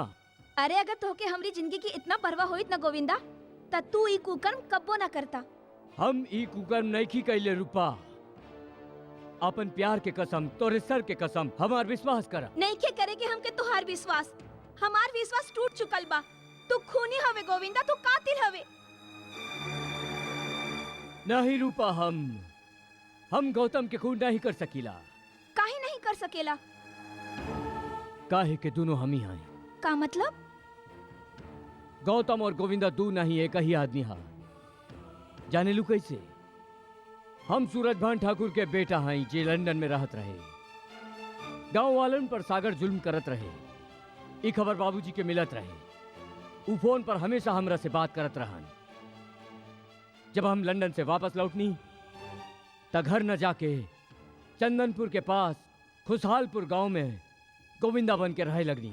अरे दैया, अरे दैया। ताकि हम चंदनपुर गांव वालन के इंसाफ दिला सकी। सागर से जब हमारी मुलाकात गोविंदा के रूप में भइल तो पूरा जायदाद हड़पे खातिर ऊ हमके गौतम के मार के ओकर जगह लेवे के पेशकश रख ले। जौन गाड़ी के एक्सीडेंट भइल रहे, ऊ गाड़ी में हम ही बैठल रहनी। गाड़ी जैसे ही गुफा के अंदर पहुंचल त राजू के मदद से हम वो गाड़ी में डमी लाश रख दीनी। इस तरह से हम गोविंदा से गौतम बन गई नहीं। हालांकि ये बात हम ऊ दिन पनगट में कहे वाला रहनी, बाकी मामा के आय से ना कह सकनी। हम तो के दावा के साथ कह सकता नहीं रूपा, हमरी गोविंदा वाला बात इंस्पेक्टर खान से जे भी कहला हुई ऊ केहू और नहीं, सागर या मामा ई दोनों में से कोनो एगो हुई। और ई हरकत ऊ ई खातिर कैले कि हम जायदाद के कागजात पर दस्तखत कैला से इनकार कर दीनी। अच्छा, तो ये बात बा। यही खातिर वो लोग तो के गोविंदा साबित कर दिहले। बाकी अब का करबा तू? ये सब बात हमरे बाबूजी जाने लन। काले हम शहर जाके अपने आप के बेकसूर साबित कर दे। आई इंस्पेक्टर।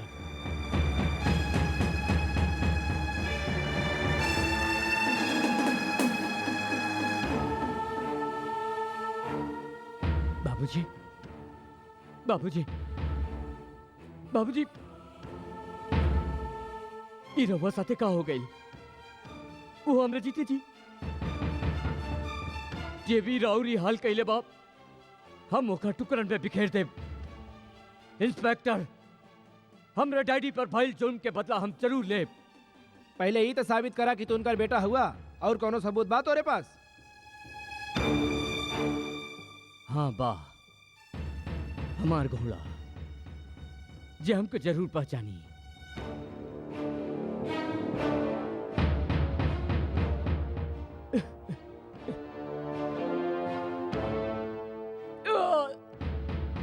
चेतक, तू हमरा के नहीं पहचान ले?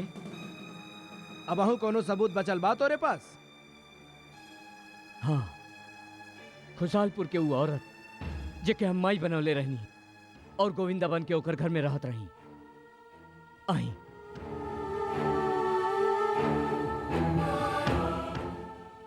आई माही, देखी ये लोग हमरी का हालत कैले हाँ। जेकरा के तू फरिश्ता समझत रहलू, ओके ये लोग मुजरिम बना देले हवे।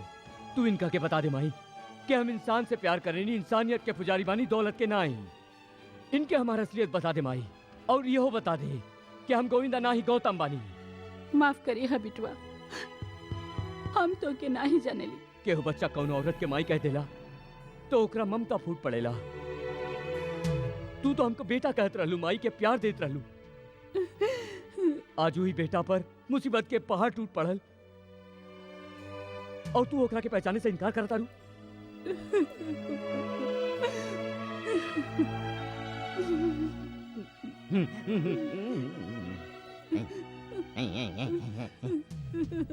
इंस्पेक्टर साहब, इंस्पेक्टर साहब, एक और जिया जागा सबूत लेके आइल बानी। अरे कतो इनकार कर दे पर सच्चाई से नहीं बच सकेला। अरे कलयुग ही सही, बाकी सच्चाई अब वही जिंदा बा। वरना ई राक्षस आदमी हम जैसा सच्चा इंसान के बंटा धार करते। ई वही सोनार बा जेकरा से नकली प्रेशर बनौले रहे। तू पहचाने लायक रह के? जी मालिक, पहले गलती हो गई रहे पर अब पहचान गई नहीं। मल्होत्रा, यस सर। इनकर बयान नोट करा। ओके सर। जा भैया तू बयान दे। हाँ तो गोविंदा साहब, पतवार के तलाश में तो आप बहते जात हुआ, या अब अहियों किनारा के उम्मीद बा? हाय हाय, अभी का बोली? अरे तो नौटंकी कर रहल बा।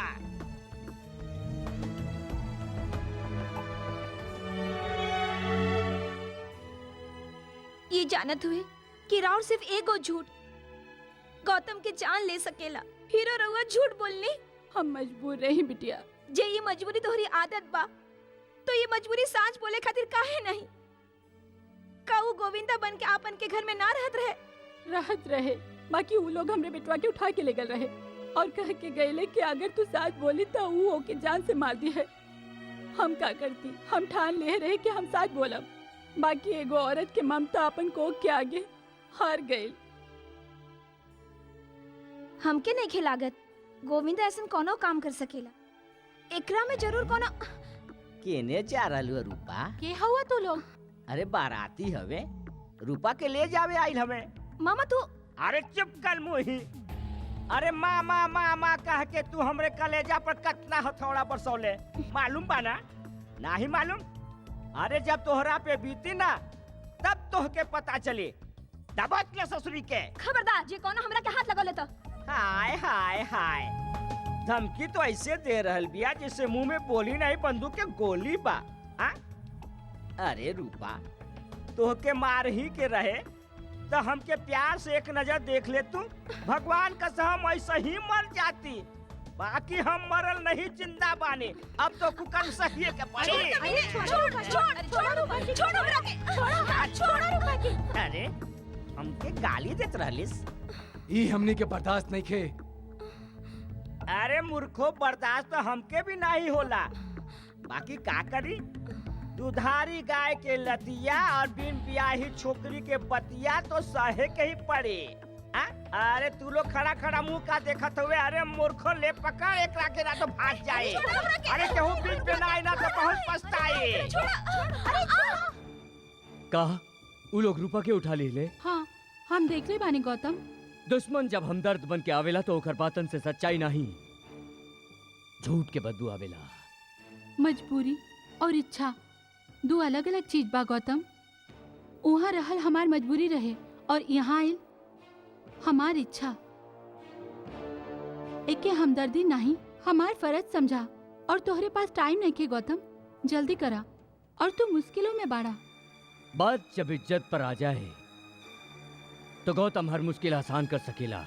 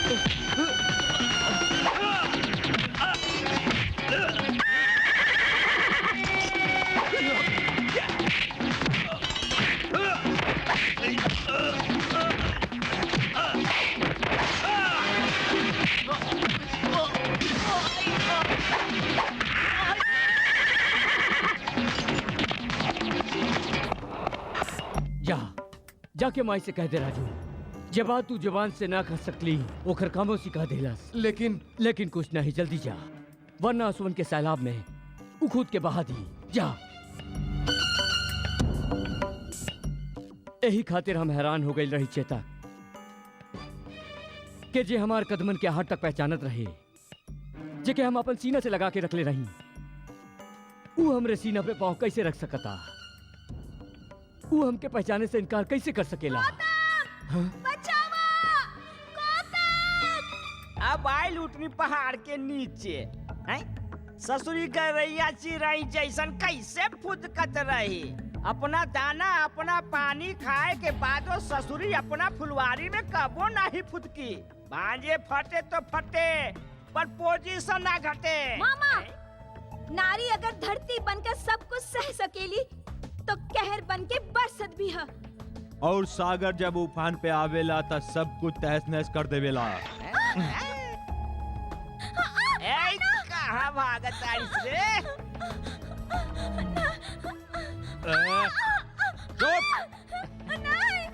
चीख और जोर से चीख। हम चाहिला तोरी है चीख सलाखन में कैद गौतम के कान तक पहुँचे ताकि हम अपन खुशी के रंग ओकर बेबसी के आंसू में घोल सकी। चीख।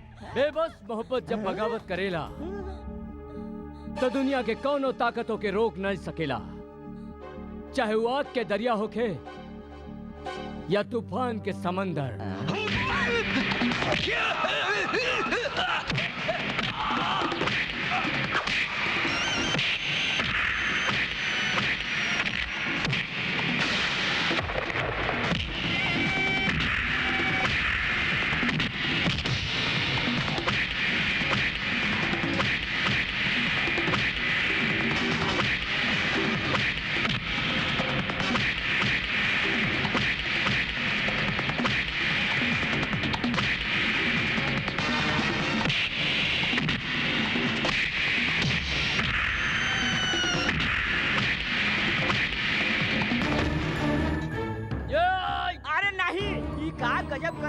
भांजे? अरे एगो लड़की खातिर तू अपन भाई के खून बहावे जात बाड़े? अरे सौतेला ही सही, बाकी तू दुल्हन के रगन में एक के बाप के खून पाना। अफसोस तो ही बात के बा, एकरो रगों में हमनी के खानदान के खून बह रहल बा, वरना एकर करतूत ठाकुर खानदानी गांव में पेड़ जैसन बा, जे लोगन के छांव देत रहला, मगर ई लोगन के दिलन में कांटा चुबो के जुलुम करत रहले। इहो ही शख्सा जे दौलत के लालच में आके अपन बाप के खून कैले, खानदान पर लागल कलंक पानी से नहीं खून से धोवल जाला मामा, खून से। नहीं भांजे नहीं, तोहके तोहरे भगवान के वास्ता, तोहरे माँ बाप के वास्ता, जौन छोकरिया से तू प्यार करेला ओकर वास्ता, रूपा के प्यार के वास्ता, रूपा के प्यार के खातिर एके माफ करता भांजे, रूपा के प्यार के खातिर एके माफ करते, रूपा के प्यार के खातिर एके माफ करते। भांजे फटे तो फटे पर पोजीशन ना घटे।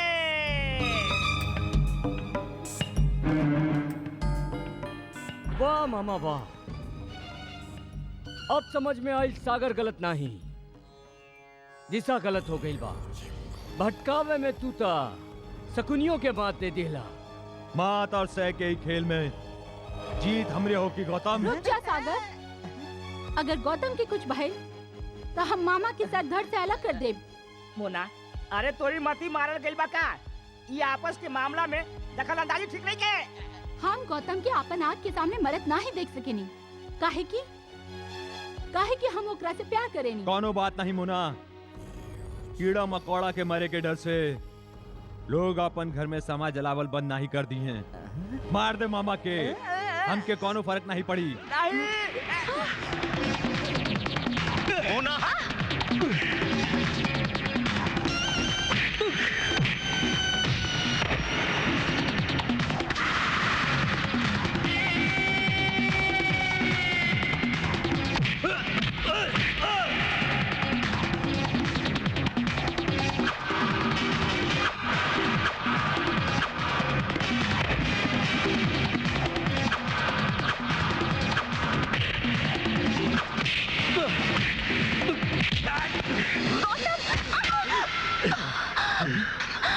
मोना मोना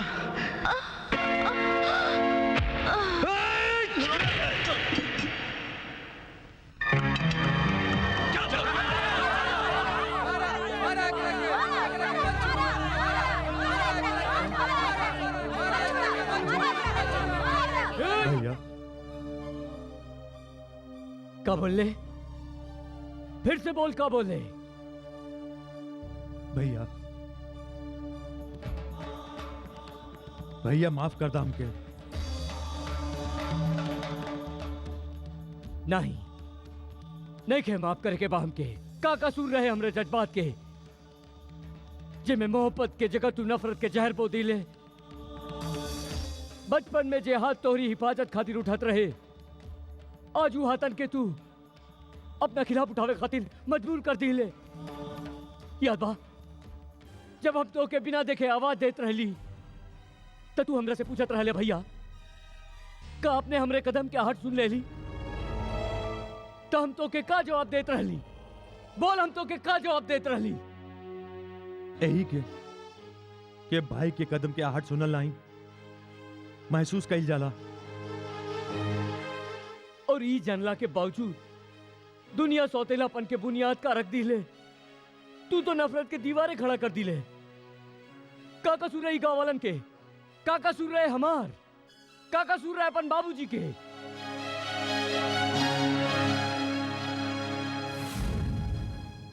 नहीं माफ करे के हमके, नहीं माफ करे के। तासा ज्यादा हमके अपन गलती के एहसास हो गइल बा भैया। बस ई बोझ हम और बर्दाश्त नहीं कर सकेला भैया। तो के सजा कानून दे। ठीक बा, हमके मंजूर बा भैया, हम हर सजा भुगते खातिर तैयार बानी, लेकिन राउर बेरुखी बर्दाश्त नहीं कर सकेनी भैया। भैया तू हमके माफ कर दा, हमके अपन मोहब्बत से महरूम जिन करा भैया। प्लीज हमके माफ कर दा भैया। हमके माफ कर दा। नजर से दूर ही सही, पर दिल से दूर नहीं रह सके नी।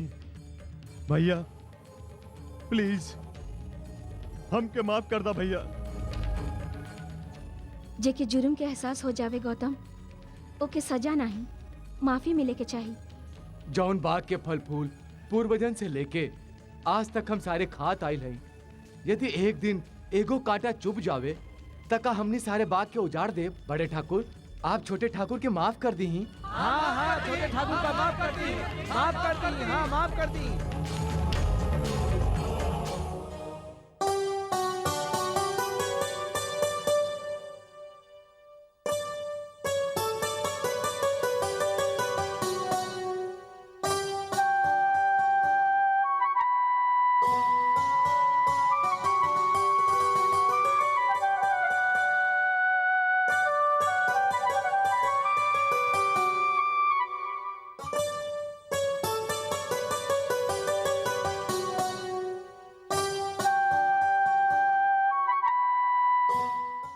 सागर साहब, आपके अपन बाबूजी के खून के जुर्म में गिरफ्तार कैल जाता।